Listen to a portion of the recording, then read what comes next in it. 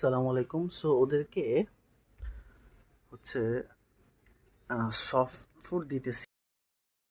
তো আসলে ওইভাবে খাইতেছে না। কিছু সিস্ট ফলো করতেছি, আপনার একটু দেরি করে দিতেছি। আহ, মানে রাতের বেলা হচ্ছে আপনার কি সুন্দর, মাশাল্লাহ, সবাই মাশাল্লাহ বলবেন দেখার সাথে সাথে। খুবই সুন্দর, মাশাল্লাহ মাশাল্লাহ।